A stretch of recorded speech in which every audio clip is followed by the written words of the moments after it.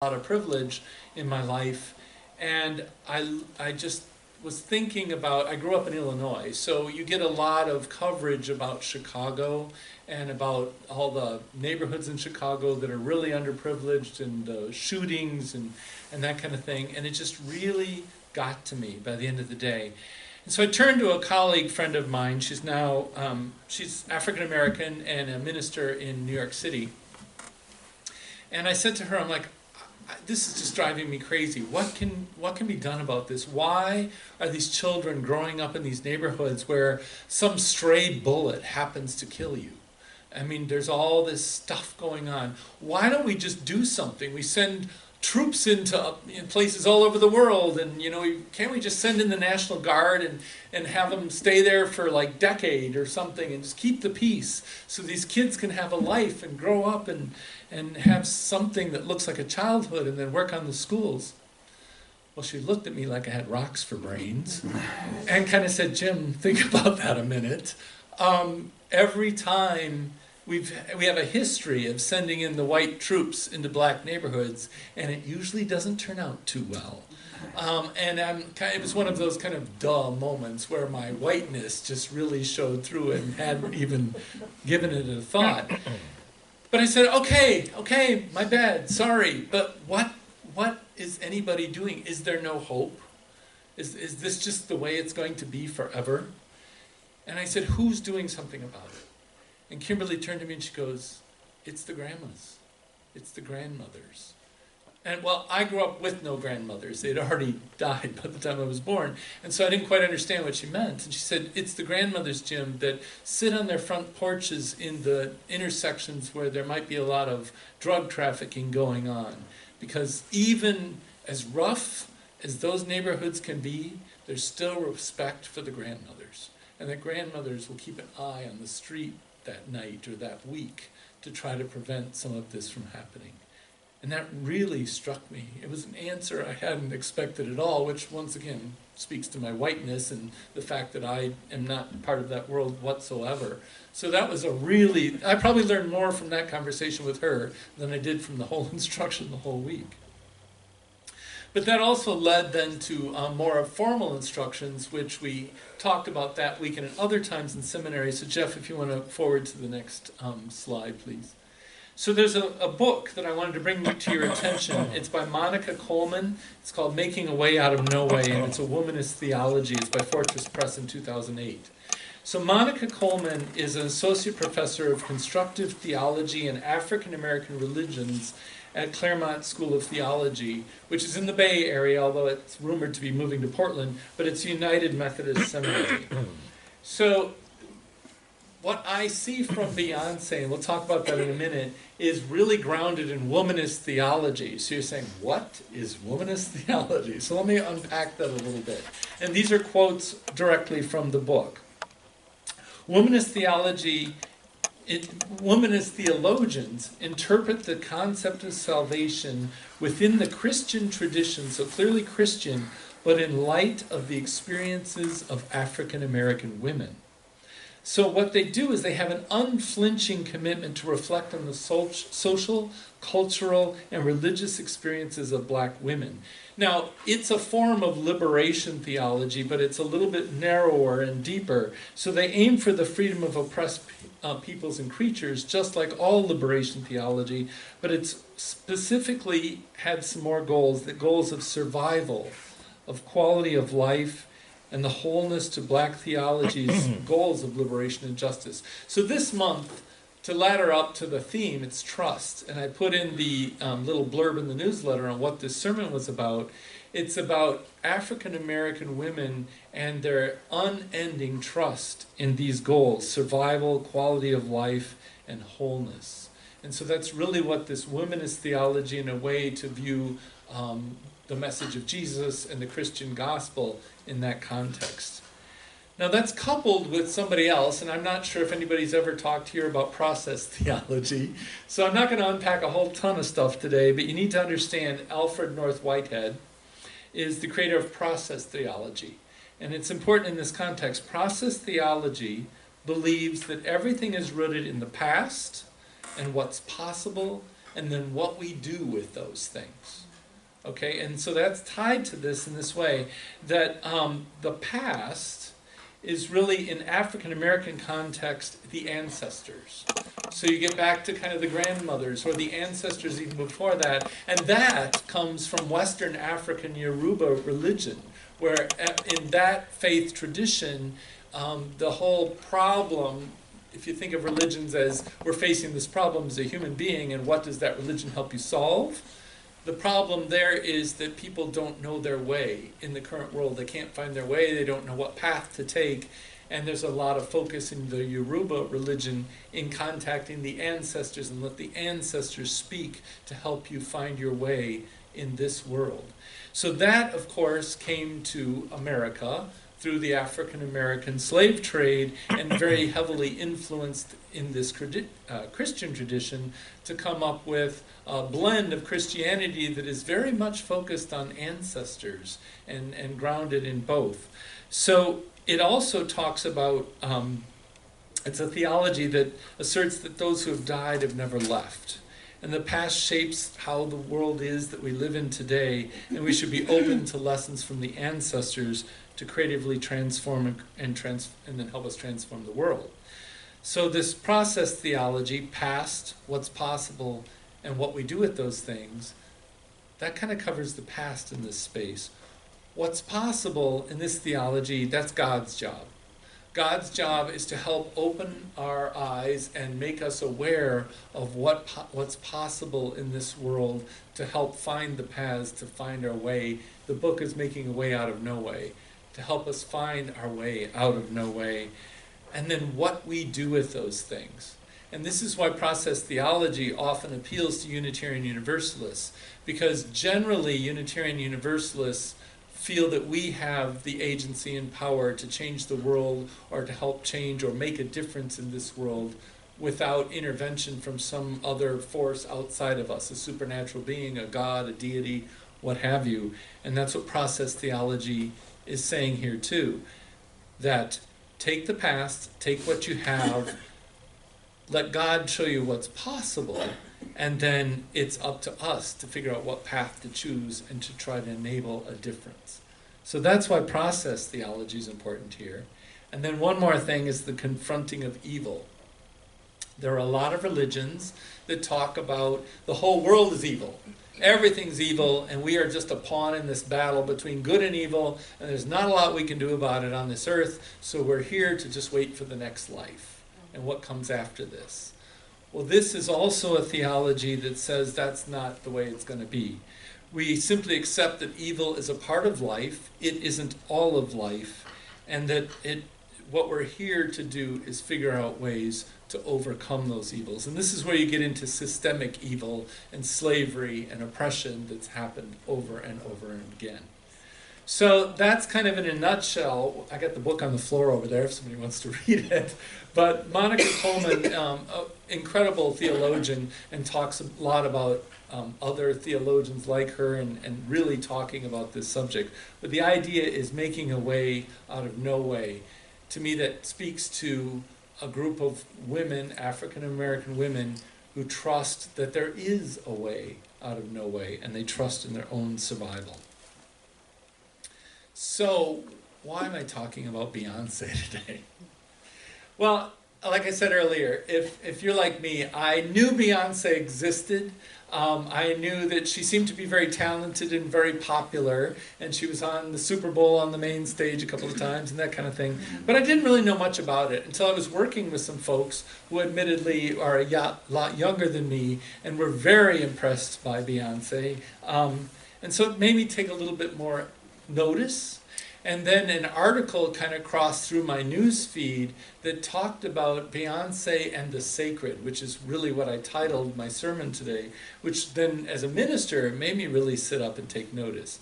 And so I'm here because it's Black History Month, and I wanted to do something a little bit different with regard to Black history, and I think Beyonce is somebody, if you haven't taken notice of her and her work, it's something you probably should do. So let me give you a little background. This Lemonade album that came out in 2016 that I talked about, you need some background. Because if you look at, how many of you have ever even looked at any of the videos from the Lemonade album? Anybody in the room? Okay. That's kind of what I assumed. So I don't know, there's like 12 videos in the thing. It takes about an hour and 15 minutes to go through. I turned it on and started watching it from start to finish, and I thought, holy smokes, this is nothing I could use in a church setting. Because on the surface, Beyonce and Jay-Z had a fight. So Jay-Z had an affair, and she felt betrayed, and she's going to take it to the world in an album. And so the beginning of the songs are all really rough, and she's smashing windows with a baseball bat on cars, and a lot of profanity, a lot of middle fingers, a lot of all kinds of stuff. I'm like, I don't know, I already signed up for this before I really knew what I was getting into. And then I thought maybe it was like, Linda, are you, yeah, and maybe the article I saw was fake news or something, I was led into something. But that's what this album, if you wanted to look at it superficially, it's all about her breakup and betrayal with Jay-Z and how she's angry about it, but then she kind of gets through the stages of grief and she kind of reconciles about it, and then there's a song about forgiveness, and you saw this is more towards the end of it where she's coming at peace with it, and actually they get back together again and that kind of thing.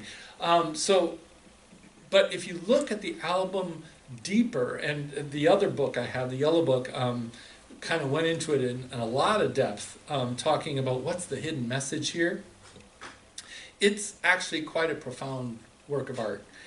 Early on in one of those angry videos, it's titled "Don't Hurt Yourself," which you think she's talking to Jay-Z, like, I'm coming to get you, brother, and, don't hurt yourself. And in fact, at the end of the video, she takes off this mammoth wedding ring that she has and throws it at the camera. But buried in the middle of that is pictures from the late 1960s, early 1970s, and Malcolm X doing a quote talking about black women are the most oppressed group in America.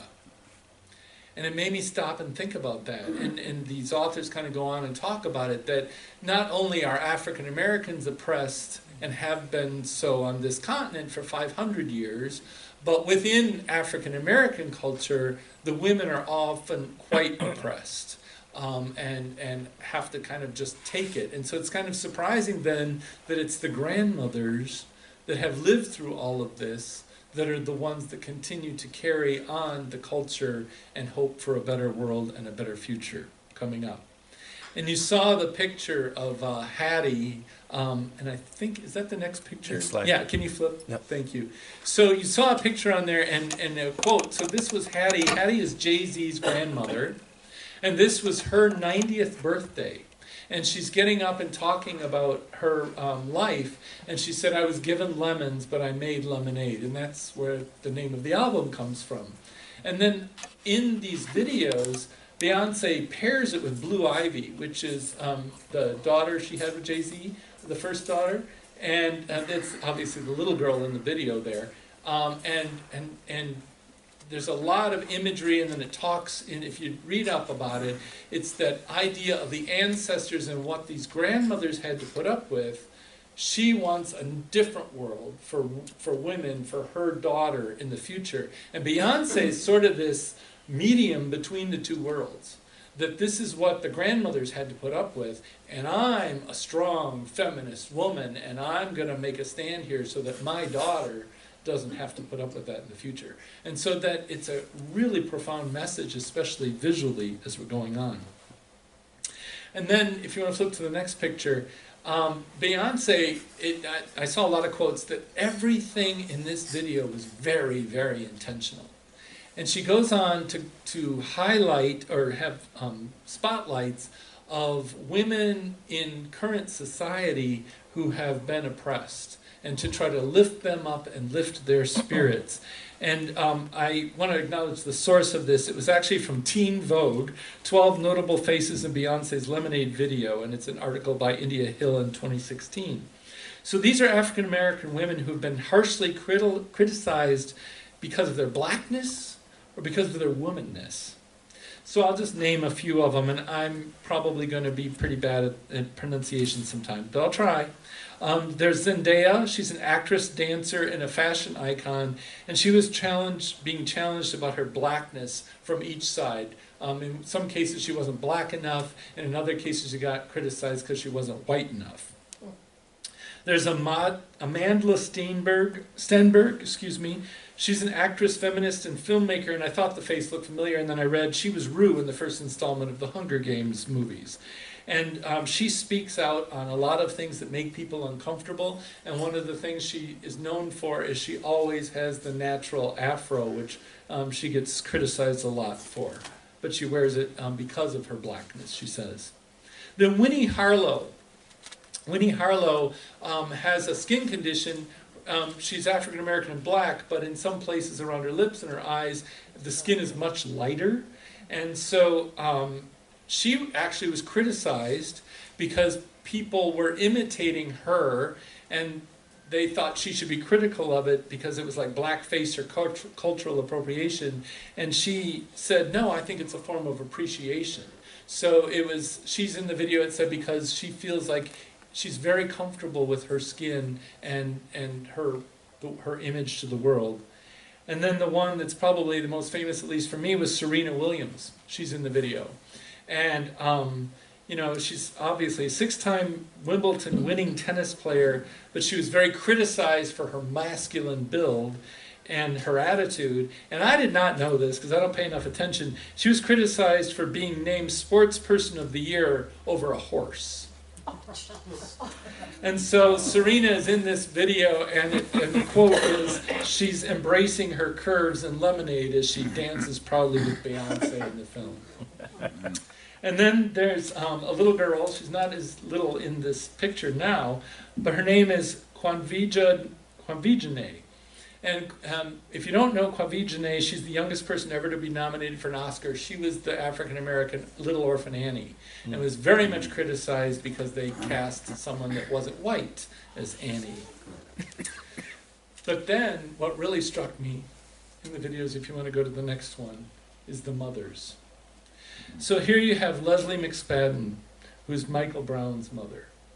You have Sabrina Fulton, Trayvon Martin's mother, and Gwen Carr, Eric Garner's mother. So these are once again the mothers who have lost their sons to unjust brutality in this world and very much in the present. And so it's that cycle of the grandmothers and the mothers going on and on. So I want to end this actually from a quote of the article that I originally saw that made me think about this as something I wanted to talk about. And it's from an article called Black Women in the Sacred. With Lemonade, Beyonce Takes Us to Church by Yolanda Pierce. It was in Religion Dispatches in 2016. So if you want to flip to the last picture, please. This is the quote. The watery imagery in Lemonade is about barely keeping one's head above water after betrayal, heartbreak, and pain. But it's also about rebirth, renewal, restoration, and baptism. There is stunning footage of a group of women in white dresses wading in the water, echoing the Christian tradition of baptism, but also echoing the African American ritual of escape from slavery by way of the water. Black women, like Harriet Tubman, were often critical in leading people to freedom from bondage. Enslaved African Americans who became Christian were baptized by traditional doctrinal formulas. But, the author says, having endured the horror of the Middle Passage, black people had already been baptized by water and fire during the involuntary migration across the Atlantic Ocean. To make lemonade out of lemons is code for powerful spiritual practice in the hands of women. Since the beginning of chattel slavery in this country, black women have been magically making something from nothing, conjuring up lives for themselves and their families with nothing but crumbs, dust, and ashes. So I thought it is in this spirit today that we need to lift up the black women of America, the daughters, the mothers, and the grandmothers who for 500 years, have been making a way out of no way, who have always trusted their survival and the survival of the black culture. And I'm grateful to Beyonce for using her privilege to bring this to the forefront. So I'd like to honor them right now with a minute of silence to lift up their incredible spirit.